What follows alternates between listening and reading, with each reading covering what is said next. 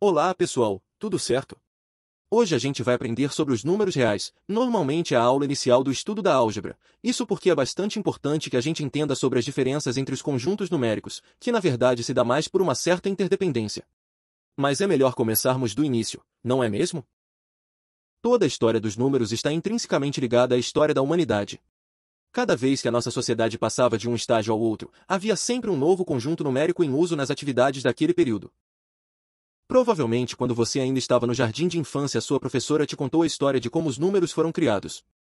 Que há muito tempo, quando ainda vivíamos em aldeias familiares e aprendemos a domesticar os animais, surgiu a necessidade de mantermos controle sobre a quantidade dos nossos rebanhos. Então, imagine que você é um pastor de ovelhas. Nessa época ainda não existiam papéis e canetas disponíveis, e talvez nem tenham inventado a escrita ainda.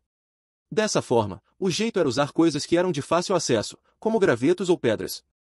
Você poderia fazer com que cada pedrinha simbolizasse uma de suas ovelhas, por exemplo, e dessa forma ficava bem mais fácil manter controle sobre o rebanho.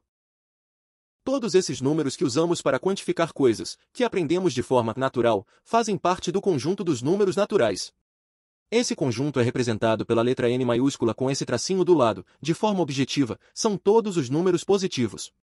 Algumas pessoas podem incluir o zero no conjunto dos naturais, mas isso não é bem um consenso.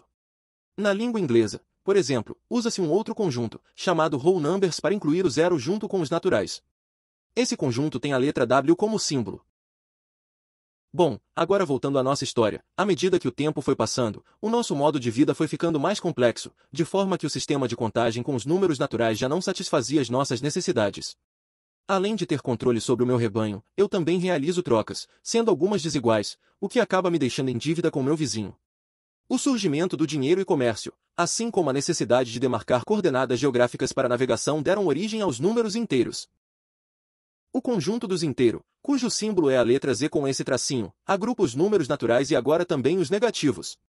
Ou você pode representar de forma gráfica com os naturais dentro dos inteiros, ou melhor, os inteiros contêm o conjunto dos naturais.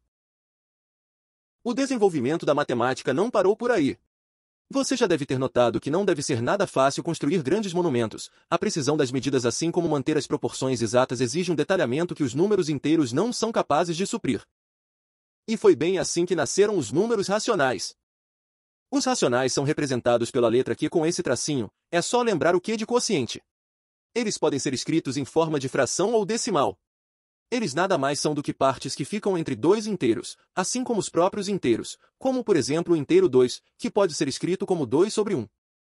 De forma gráfica ele é representado assim. Racionais contêm os inteiros. Agora vamos falar do último grupo que faz parte do conjunto dos reais. Os irracionais. A história dos irracionais é bem interessante e aconteceu durante a Grécia Antiga. Nesse período existia a escola pitagórica, que mais parecia uma religião feita para a adoração dos números, tidos por todos como perfeitos, e acreditavam que tudo no universo era relacionado aos números inteiros e suas proporções. Mas isso muda quando um membro da escola chamado Hipaso de Metaponto faz uma descoberta interessante. Hipaso estava calculando a diagonal de um quadrado de lado igual a 1. Quando terminou, o resultado era a raiz de 2.